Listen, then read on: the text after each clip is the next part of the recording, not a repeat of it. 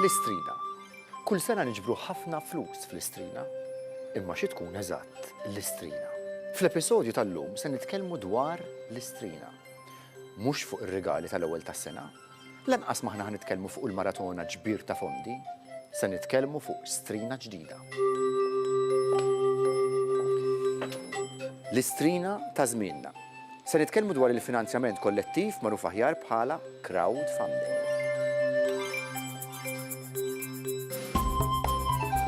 Franziska, milli nista' nifhem ħadd tispjegali x'inhu eżatt il-crowdfunding. Mela, crowdfunding huwa kunċett pjuttost reċenti u interessanti ħafna. Kif tgħid il-kelma crowdfunding, finanzjament kollettiv, huwa li tiġbor il-flus mingħand folla nies. Minflok, jekk ikollok pereżempju proġett u tixtieq tiġbor il-flus mort il-bank jew ma selfekx, inti poġġejt dan il-proġett tiegħek fuq pjattaforma li hija aċċessibbli mingħand il-pubbliku kollu prattikament u dawn jistgħu pereżempju anke 5 euros. Jiġifieri huwa li tiġbor ftit mingħand ħafna. Hey you! That's a great idea. It could be the next big thing. But how are you going to get it off the ground? The answer is right at your fingertips. Żgħar hija kelma Maltija u tispjega il-kunċett ta' crowdfunding. Aħna żgħar ngħidu tiġbor ftit flus minn ħafna nies. U dak huwa l-isem tal-kumpanija żgħar. Spellejnieh ftit differenti biex nagħmlu iktar faċli għal dak li jkun jaqrah u anki għal udjenzi forsi barranin biex ikun jistgħu jgħiduh iktar faċli. Zar.com.mt, a crowdfunding platform where great ideas and funding meet. Dil-kumpanija bdiet minn ġiex entitajiet l-Università ta' Malta u l-Malta Business Bureau. Daw il-ġiex entitajiet indunaw li hemm nuqqas fis-suq fej persuni li għandhom idea għandhom ftit opportunitajiet biex isibu l-fondi biex jattwaw l-idea tagħhom. U ddeċidew jew ġiet l-opportunità jikkreaw dal-kunċett ta' crowdfunding. Konna minna survey fejn konna saqsejna numru ta' kumpanniji x'inhuma l-problemi li għandhom biex jaċċessaw il-finanzjament li għandhom bżonn. U kien jidher ċar li l-azzjendi tradizzjonali il-lokandi, il-kumpaniji tal-manifattura, kumpaniji li huma stabiliti ferma u Malta ma kellhomx problema biex jaċċessaw il-finanzjament differenti li kien hawn Malta. Però waqt l-istudju kien jidher ċar li s-sorsi ta' finanzjament li għandna Malta, meta tikkomparhom ma' sorsi ta' finanzjament barra minn Malta, hemm numru ta' affarijiet li sfortunatament hawn Malta ma jeżistux. Waħda minnhom kienet il-crowdfunding. Sibna wkoll illi il-crowdfunding hija mezz kif il-kumpaniji li hawn Malta ma kinux qed isibu sosten kienet il-pjattaforma li kumpaniji bħalhom simili ġewwa postijiet oħra fl-Ewropa kienu qed isibu support assistenza kbira. Crowdfunding issir fuq pjattaforma li tuża l-internet. Person li għandu idea, ippoġġi l-idea tiegħu fuq il-pjattaforma, din l-idea tinteressa ħafna nies, jew numru ta' nies. Daw il-nies ikunu interessati li jaraw li din l-idea sseħħ. Meta jagħtu d-donazzjoni tagħhom qed jgħinu li biex din l-idea sseħħ. Persuna li għandu l-idea soltu jkollu għan li jiġbor ammont ta' flus. Aħna ħanoperaw bl-aspett li jekk tiġbor il-flus kollha li inti qed tgħid li għandek bżonn biex tatwa l-idea, il-proġett ħajseħħ għax inti ħadd tieħu l-fondi biex tatwa l-proġett. Jekk inti ma rnexxekx tiġbor il-flus, il-flus ħajmorru lura il-persuni li taw id-donazzjoni tagħhom. First, register. Then, tell us your story and let us know what your funding target is. Now, tell everyone. Remember, the more people know about your project, the easier it'll be for you to hit your target. Once you hit your target, you can turn your great idea into reality. flimkien mal-Arts Council Malta qed noffru di pjattaforma għal proġetti li għandhom tema kreattiva. L-Arts Council jużaw l-Arts Fund biex jgħinu l-proġetti kreattivi jiseħħu. U l-Arts Fund ħadibda tuża l-pjattaforma tagħna. Jiġifieri l-Arts Fund ħasseħ billi dak li jkun jew l-Arts Council ħatati pledge fuq proġett partikolari. Minn barra li jkun hemm ukoll donazzjonijiet ġejjin mill-pubbliku għal dik l-idea. Kulħadd jista' japplika biex juża s-servizzi ta' żgħar. Effettivament minħabba l-owners tagħna aħna nixtiequ nrawmu l-aspett ta' entrepreneurship. Ġifieri aħna nixtiequ niffokaw fuq l-aspett ta' startups u entrepreneurship. Però bħala pjattaforma hija available għal kulħadd u għal kull tip ta' proġett. Jista' jkun proġett tal-komunità, jista' jkun proġett kif semmejna ġa kreattiv, jista' jkun kwalinkwa proġett diment li jkun ovvjament legali. In-nies li qed jiġu għand żgħar huma ovvjament tip ta' nies li huma kreattivi, għandhom ħafna ideat, tuħu pjaċir għaliex ħafna drabi jkunu żgħar, hemm ħafna enerġija. Mhux neċessarjament ikollhom idea ċara ta' kif għandhom jissettjaw il-kumpanija tagħhom, kif għandhom jagħmlu business plan, kif għandhom jagħmlu pitch biex jikkonvinċu lill-investitur jgħinhom u allura u dik hija fejn nistgħu ngħinu aħna ovvjament. Grant Thornton dejjem hemmnet f'din l-opportunità, f'din l-inizjattiva. Konna hemmhekk mill-bidunet u ovvjament is-servizzi li normalment nofru lill-klijenti qed nagħtuhom lill-klijenti prospettivi taż-żgħar u min ġej bil-proġetti u qed nagħmluha bona fide, ġifieri qed nagħmluha bil-qalb kollha biex ngħinu il-businessman tal-futur jitlaq minn ideat żgħar imma kalleri ta' dapetada jkunu xi ħaġa kbira.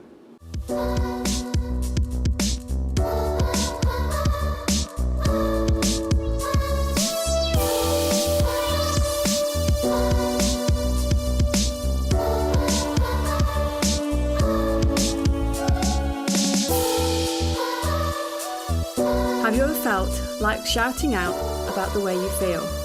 Whether it's through sheer frustration or for a joyous occasion, sometimes that feeling just needs to be expressed. But we don't. We hold it in. We don't want to embarrass ourselves. So that's where Feelings comes in. Żarfet il-bibien tagħha fl-ewwel ta' Diċembru u għandna l-ewwel klijenti. L-ewwel klijenti huma Silicon Malta u l-proġett tagħhom huwa Feelings App. Tal-Feelings App huwa app fejn dak ikun jista' jesprimi ruħu mod anonimu kif qed iħossu fuq din l-app partikolari bla dak li ma jkun jaf minnu. L-għan tagħhom huwa li jiżviluppaw din l-app għal iOS version kif ukoll għal kumpaniji fejn kumpaniji jistgħu jużaw din l-app biex ikunu jafu il-pols tal-individwi li jaħdmu f'dik il-kumpanija. Feelings is an app that allows you to post a photo or text to express the way you currently feel. And it's completely anonymous. Hi, I'm Johan Vassallo. Feelings was one of those special moments in life. The moment I received some amazing news and I wanted to share those feelings I had from it, but I didn't want anyone to know. I couldn't use social media or anything else, and it got me thinking. I saw the Feelings app right there in front of me. It's an app that allows people to share their feeling and chat with others about those feelings, but without disclosing anything about their identity. Nemmen illi hemm futur kbir, nemmen illi bħal f'kull ħaġa oħra hawn Malta nistgħu nagħmlu crowdfunding platform differenza. Minn dak illi qed nagħmlu biex ngħinu lil żgħar tikber jidher ċar illi se jkun hemm sorsi ta' finanzjament differenti minn crowdfunding platforms oħrajn. U allura nemmen illi ovvjament il-bidu huwa dejjem tqil, imma nemmen illi mal-milja ta' żmien nħarsu lura u ngħidu mnalla kien dak iż-żmien meta ippruvajna nagħmlu xi ħaġa ġdida. Hey you! Are you excited by innovation, gadgets or the arts? Want to be part of the next big thing? Zar.com.mt, a crowdfunding platform where great ideas and funding meet. First step, pick an idea that excites you. Then, become a supporter by donating to help this great idea reach its funding target. Now, tell everyone. Remember, the more people know about this project, the easier it'll be for it to reach its target. Nemnu illi jekk aħna ma nikkontribux biex idea ġodda, biex enerġija ġdida, biex jekk ma ngħinux is-soċjetà in ġenerali biex tmur affarijiet kompletament ġodda, nkunu qed nonsu bħala fl-aħħar mill-aħħar ċittadini Maltin illi iktar ma tikber l-ekonomija Maltija iktar fejn kulħadd igawdi. U allura meta ġejna mistednin biex nagħtu dan is-servizzi ma stajniex ngħidu le għaliex dawn huma servizzi li normalment nagħtu. F'dal każ ħankunu qed nagħtuhom pro bono għax nemmnu illi żgur se jkun hemm xi ħaġa, żgur se jkun hemm xi ħadd illi 15 snin oħra ikun wieħed mill-businessmen affermati Malta illi ngħidu wara. Kellna l-opportunità li ngħinuh biex wasal fejn wasal. U dik hija sodisfazzjoni li ma tantx hemm prezz fuqha vera. The only thing now is, what's your next idea going to be? Zar.com.mt. Great ideas, funded.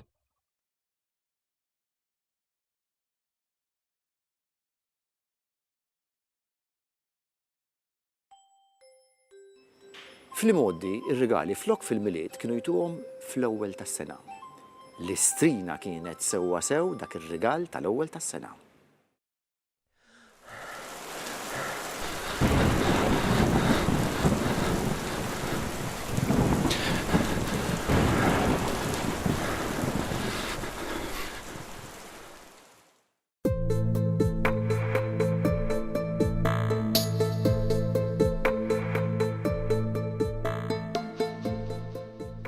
Gordon, post-human, jekk ikollok tiddeskrivija f'sentenza jew tnejn kif tiddeskrivija?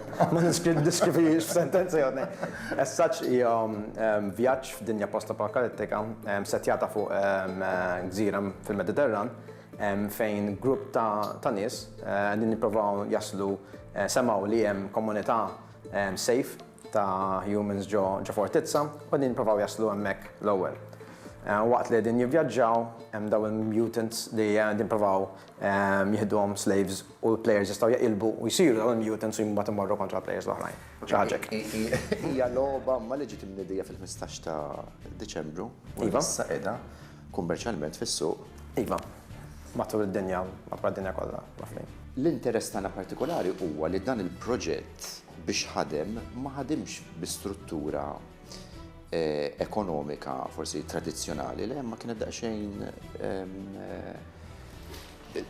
puxjat il-boundary f'affarijiet oħra, l-imbirek crowdfunding. Tista' tispjega li x'inhu eżatt crowdfunding?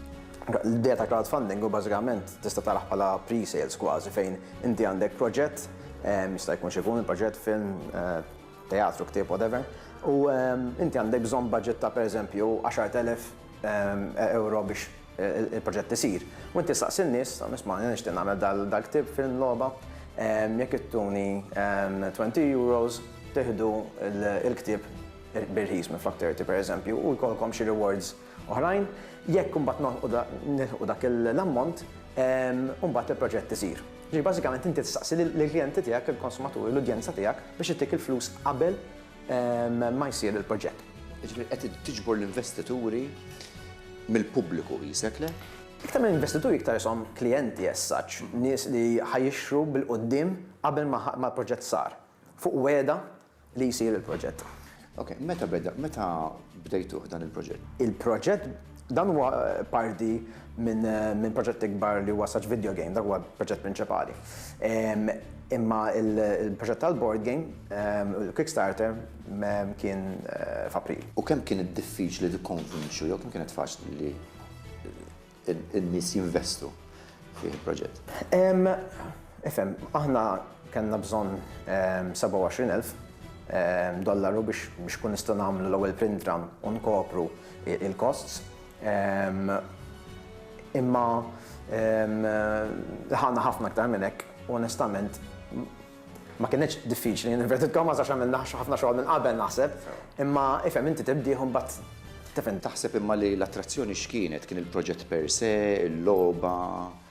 Naħseb li ifhem ħafna nistaqsewna għalfejn suċċess minn fejn ġie anke minn midja internazzjonali u bir-raġuni kienet nistruttura fuq 3 punti. I mean, one huwa l-analiżi li għamilna ta' Kickstarters ta' board games oħrajn ta' x'patterns għamlu. Jekk hemm xi pattern partikolari ta' Kickstarters li għamlu suċċess, għax ħafna nies jgħidu Kickstarters huma random ħafna. U dejjem tittoħodha mill-perspettiva li aħna ħadd ma jaf minn aħna, jiena bħala designer ħadd ma kien jaf minn jien, u għal Kickstarter għandhom bżonn il-fiduċja. U fiduċja aħna ma kenniex, allura tagħmel tihom dik il-fiduċja b'xi mod ieħor in-nies.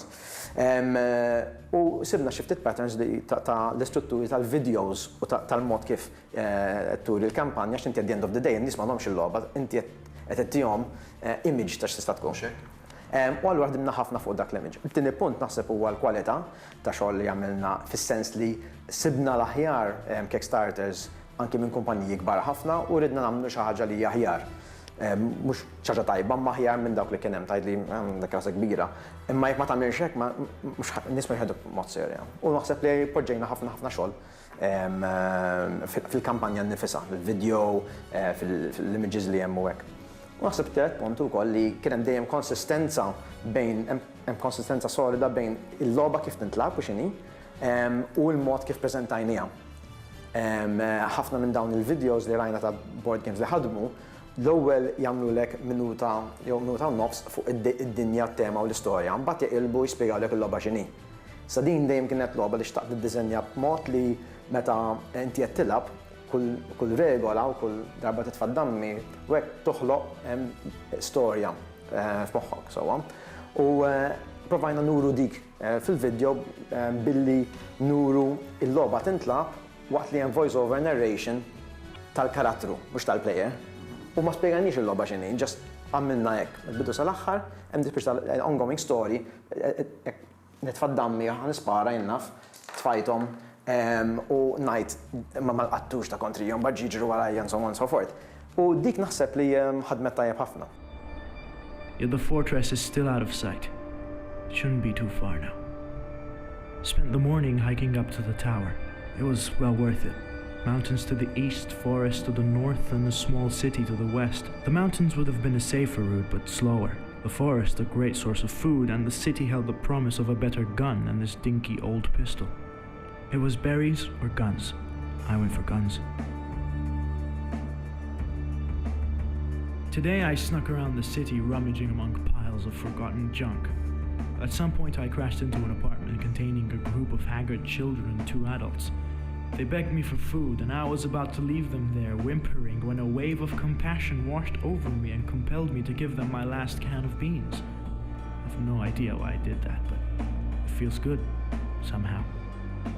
U fuq livell lokali kien hemm ukoll l-Arts Fund li ġie utilizzat f'dak nandu x'aqsam disinle. Aħna qed naħdmu fuq il-video game project u tajna ma' artista għandha ta' talent lokali, Nel Patch, u xtaqet ikolla proġett unit u tħaddem fuq ħaġa waħda minn flok commission żgħira l-emmolaw. U hija applikata l-Art Fund, u ħadet l-Art Fund biex tagħmel il-concept development, character development u jisu nofs l-arti tal-logħba mal-board game. Għax il-board game u l-video game ikollhom bżonn arti differenti. U dak hemm ħafna ovvjament, għax kellna ħafna ċans warajk infatti hemm daw il-karattri li tista' tara l-ewwel sketches li jenitna niżviluppaw id-dinja tal-board game. Ġifieri hemm ħafna. Għax morna l-Kickstarter biktar assi viżwali li għenet biħ il-logħba ġifieri. Kull ma jonqos u li l-konsumatur se jixtri l-logħba u naturalment jgawli jew jintilef fiha milli nista' nifhem tista' tilabha waħdek u tista' tibqa' iżżid players. Sa 6 players jistgħu jilagħbu iva.